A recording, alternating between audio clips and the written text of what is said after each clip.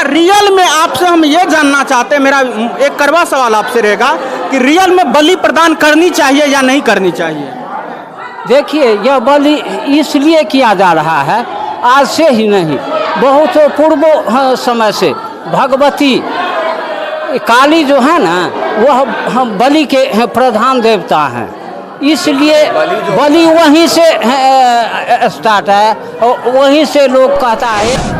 आपको हम आते हैं यहाँ पे मैया से मनोकामना मांगते हैं, हमारी मनोकामना पूर्ण हो जाती है तो बलि लेके आते हैं। तो इसका मतलब मैया पूर्ण करती है तो हम बलि लेके आते हैं, इसलिए बलि मेरे ख्याल से गलत नहीं है। क्यों कि जब मैया ने उसकी मनोकामना पूर्ण की है तो वो बलि लेके मतलब अपना जो कहते हैं छागर लेके आता है, वो यहाँ बलि पर नमस्कार, मैं सुशील कुमार, आप देख रहे हैं अभी सच पब्लिक तक न्यूज। इस वक्त मैं बता दूं कि आपको सुपौल जिला के सुपौल प्रखंड अंतर्गत वीर लौरिक धाम ये हरदी दुर्गा स्थान में है।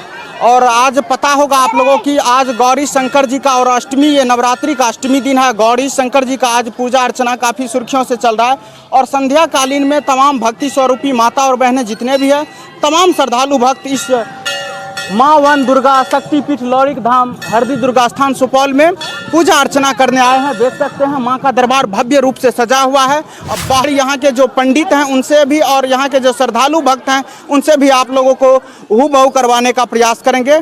आप जुड़े रहिए सच पब्लिक तक न्यूज चैनल के साथ। आपको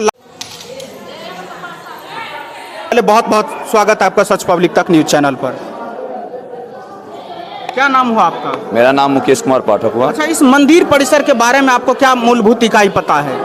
ये मंदिर आपको इसका कोई पता नहीं है जो कब से है।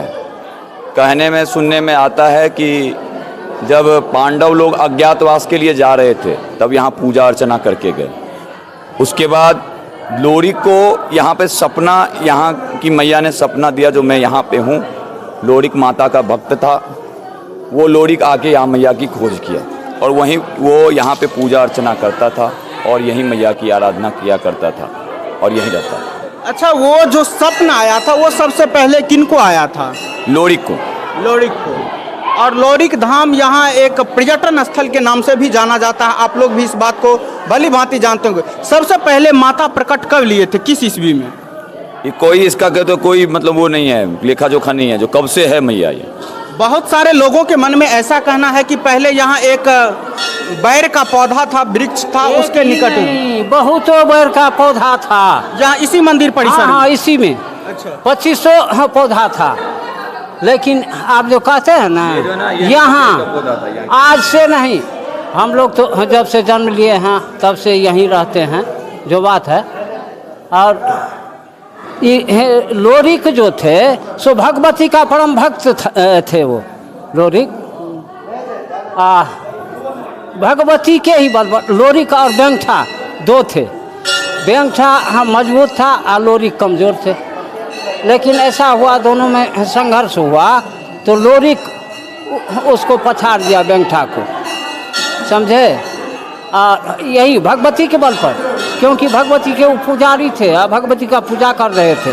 तो उसी समय में कहता है पूर्वज लोग, जो उसी समय से यहाँ कोसी बह रहा था और कोसी के बाद जो है सो लोरिक काशी जाके वहीं विलुप्त हो गए और तब से यहाँ का लोग इसका पूजा करते रहे। फिर बीच में जो है वह भगवती का मूर्ति अष्टदर्भ का मूर्ति था जो चोरी हो चुका था। तो यहाँ का जो अच्छे भला लोग थे उसको स्वप्न दिया कि मैं वही हूँ, उस जगह का स्थल का ही पूजा करो तुम लोग। तो इसलिए आज से नहीं, आज कितने पूर्वज हमारे 4-5 पीढ़ी बीत गया है, तब से आज तक हम लोग पंडित में यहाँ कायम हैं। आपका शुभ नाम क्या हुआ बाबा? हाँ, आपका शुभ नाम क्या हुआ? हमारा नाम विजयकांत पाठक। विजयकांत पाठक। कहाँ से बिलोंग करते हैं बाबा आप? कहाँ से? कहाँ के रहने वाले हैं? देखिए, रहने वाले तो हम हरदी के हैं, अभी जहाँ के हम रहने वाले हैं। और हमारे पूर्वज कहीं और से आया था। अच्छा, इस मंदिर परिसर में आप कब से पुजारी के रूप में हैं? हाँ। कब से हैं? कब से नहीं, आज हमारा 5-6 पीढ़ी बीत चुका है। 5-6 पीढ़ी बीत चुका है, तब से ही हम लोग हैं। आप देख रहे होंगे कि भक्तों का किस प्रकार से इन मंदिर परिसर में तांता लगा हुआ रहता है। और यहाँ पर कल नवमी है और नवमी में कहा जाता है कि माँ दुर्गा शक्ति पीठ के द्वारा यहाँ काफ़ी अधिक रूप में बलि प्रदान की जाती है। बाबा एक बात बताएंगे, बलि प्रदान यहाँ एक दिन में कितनी हो जाती है? देखिए, इसका कोई लेखा जोखा नहीं है। अच्छा, रियल में आपसे हम ये जानना चाहते हैं, मेरा एक कड़वा सवाल आपसे रहेगा कि रियल में बलि प्रदान करनी चाहिए या नहीं करनी चाहिए? देखिए, यह बलि इसलिए किया जा रहा है, आज से ही नहीं, बहुत पूर्व समय से भगवती काली जो है ना, वह बलि के प्रधान देवता हैं, इसलिए बलि वहीं से स्टार्ट है और वहीं से लोग कहता है। क्या कुछ रहते पाठक जी? बलि जो है, आपको हम आते हैं यहाँ पे मैया से मनोकामना मांगते हैं, हमारी मनोकामना पूर्ण हो जाती है तो बलि लेके आते हैं। तो इसका मतलब मैया पूर्ण करती है तो हम बलि लेके आते हैं। इसलिए बलि मेरे ख्याल से गलत नहीं है। क्यों कि जब मैया ने उसकी मनोकामना पूर्ण की है तो वो बलि लेके, मतलब अपना जो कहते हैं छागर लेके आता है, वो यहाँ बलि पर चढ़ाता है।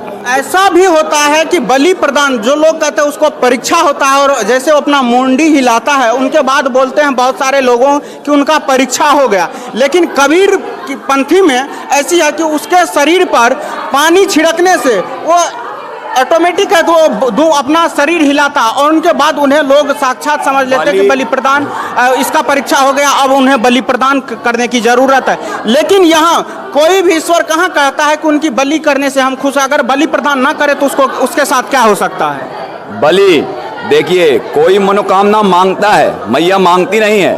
यहाँ पे जो कोई मनोकामना मांगता है वो बलि के लिए लेके आता है। रही मतलब कहते हैं जल डालने की, अक्षत डालने की बात, जहाँ तक ये अपनी श्रद्धा और भाव का चीज़ है, भावना की चीज़ है। इसको हम आपके तो उसमें कमेंट नहीं कर सकते हैं, ठीक है? ये भावना की चीज़ है।